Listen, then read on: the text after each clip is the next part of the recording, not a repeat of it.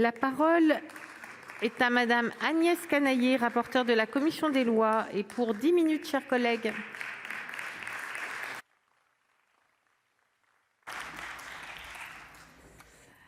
Madame la présidente, monsieur le ministre, mes chers collègues, la modernisation de la justice pénale des mineurs est une réforme attendue, et là nous sommes d'accord. Le constat est partagé.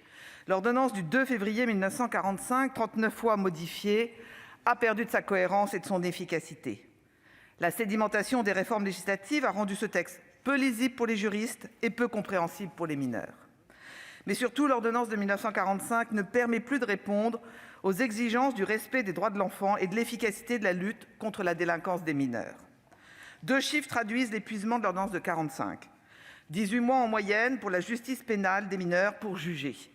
Et comme 60% des auteurs ont entre 16 et 18 ans, la sanction arrive souvent après la majorité. Et 80% des mineurs emprisonnés sont en détention provisoire. Vous nous l'avez dit, monsieur le ministre, ce chiffre parle de lui-même. L'ordonnance du 11 septembre 2019 portant partie législative du Code de la justice pénale des mineurs, dont nous examinons aujourd'hui le projet de loi de ratification, répond clairement à cet ambitieux objectif de modernisation de la justice pénale des mineurs.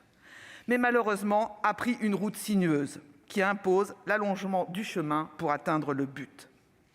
Les innovations apportées par le nouveau Code de justice pénale des mineurs sont avant tout procédurales et appellent, mes chers collègues, plusieurs appréciations. Nous pouvons donc regretter à ce stade le manque d'ambition de la réforme, l'acte manqué d'un véritable code des mineurs, réformant à la fois l'enfance délinquante, mais aussi l'enfance en danger. Malheureusement, l'enfant délinquant est trop souvent un enfant victime de carences éducatives, de parents absents, du manque de repères éducatifs. Je me félicite des amendements de ma collègue Valérie Boyer qui tendent à mieux responsabiliser les parents. Mais nous pouvons aussi nous satisfaire que le projet reprenne les grands principes de l'ordonnance de 1945. L'atténuation de la responsabilité en fonction de l'âge, la primauté de l'éducatif sur le répressif et la spécialisation des juridictions. Principes fondamentaux, ils constituent le socle de la justice pénale des mineurs, une justice adaptée à un public plus vulnérable.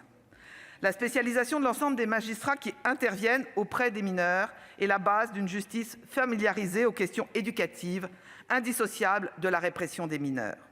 C'est pourquoi la commission des lois du Sénat a souhaité appliquer ce principe dans son intégralité.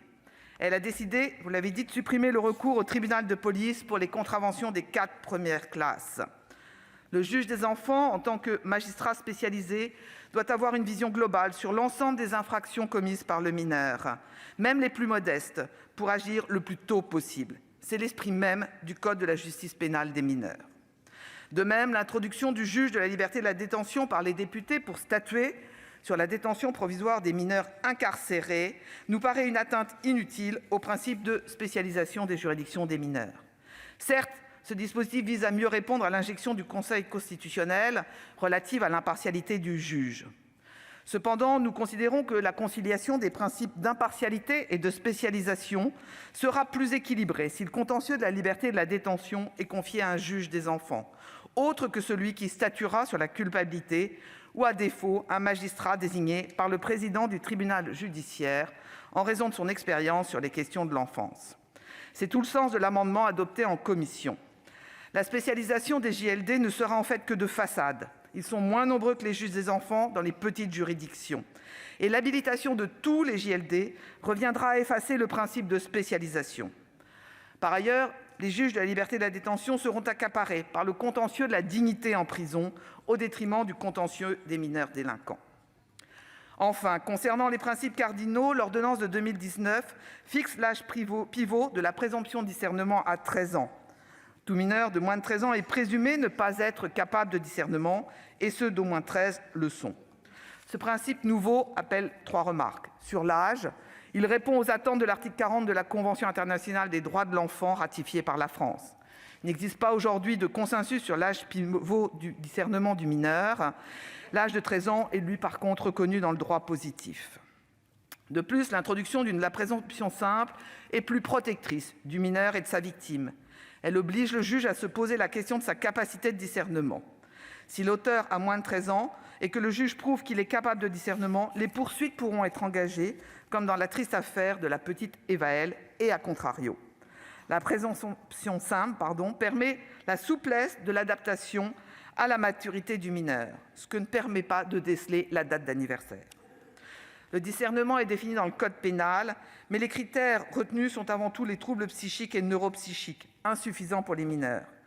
La Cour de cassation a une jurisprudence constante. Il nous paraissait important que cette définition puisse s'intégrer dans la partie législative. C'est l'occasion de l'intégrer dans ce nouveau code pénal de la justice des mineurs, plus moderne. Cette définition est attendue par les magistrats. Il appartiendra au pouvoir réglementaire d'en fixer les critères d'appréciation et non l'inverse. Enfin, nous pouvons nous féliciter de la simplification de la procédure et de la rationalisation de la gamme des sanctions applicables aux mineurs. La principale innovation de cette réforme procédurale consiste à ancrer la césure de la procédure comme principe et l'audience unique comme exception. Le mineur sera jugé selon la procédure de mise à l'épreuve éducative. Elle se déroulera en 3 phases: une audience de culpabilité, une période de mise à l'épreuve éducative et une audience de sanction. Encadrée dans des délais courts, 10 jours à 3 mois pour l'audience de culpabilité, 6 à 9 mois pour l'audience de sanction, cette procédure a le mérite de fixer rapidement le mineur sur son sort et de permettre à la victime d'être indemnisée dans les meilleurs délais. Néanmoins, son efficacité dépendra non seulement des moyens dont disposera la justice des mineurs pour respecter les délais non contraignants, mais de la capacité qu'auront les services de la PJJ, protection judiciaire de la jeunesse, à mettre en œuvre de manière instantanée les mesures éducatives. À cette fin, la commission des lois a adopté un amendement obligeant la PJJ à fixer la date de mise en œuvre des mesures éducatives provisoires à l'audience de culpabilité. La continuité et la cohérence éducative sont au cœur de la réforme. Pour les mineurs déjà fortement connus et pour lesquels il existe un risque de non-représentation, ils peuvent être jugés au cours d'une audience unique qui doit rester l'exception. La rationalisation de la gamme des sanctions constitue un enjeu d'efficacité dans la politique de lutte contre la délinquance des mineurs, afin que, d'une part, la mesure soit mieux adaptée à la situation du mineur et, d'autre part, mieux comprise par le jeune. Donc, vous comprenez, mes chers collègues, cette modernisation du code de la justice pénale des mineurs est une bonne réforme, voulue et attendue. C'est la raison pour laquelle nous ne comprenons pas, monsieur le ministre, la méthode employée, peu respectueuse du travail parlementaire et à marche forcée. Nous ne nous appesantirons pas sur le recours aux ordonnances. Le parallélisme des formes ne s'imposait pas. Le contexte de 1945 n'est pas celui de 2019. Un sujet d'ampleur tel que le nouveau code de justice pénale des mineurs aurait justifié un vrai débat parlementaire et pas au détour d'une loi de ratification. Nous ne nous appesantirons pas sur le calendrier parlementaire contraint. La crise de la Covid a naturellement bousculé les priorités législatives. Alors que l'Assemblée nationale a adopté cette ordonnance de près de 250 articles entre 2 votes budgétaires, le Sénat est saisi en 3 jours, alors qu'il y a tant d'ordonnances qui attendent leur ratification. Alors, monsieur le ministre, pourquoi tant de précipitation ? Pourquoi vouloir faire adopter à marche forcée cette réforme d'ampleur, attendue au point de ne pas respecter le travail parlementaire, en rédigeant la partie réglementaire avant les débats au Sénat, en donnant des instructions aux juridictions sur l'application de la réforme, juste après l'adoption de la petite loi par l'Assemblée nationale. Après 10 ans de gestation, la réforme de la justice pénale des mineurs n'est plus à quelques mois près. La commission des lois du Sénat, à l'unanimité, a considéré que le report de l'entrée en vigueur de la réforme au 30 septembre 2020 était sage. Non pas, comme nous pouvons l'entendre, pour enterrer la réforme, mais bien au contraire, parce que nous croyons au bien-fondé de ce nouveau code pénal de la justice des mineurs, pour lui donner toutes les chances d'atteindre son objectif de réduction de la délinquance.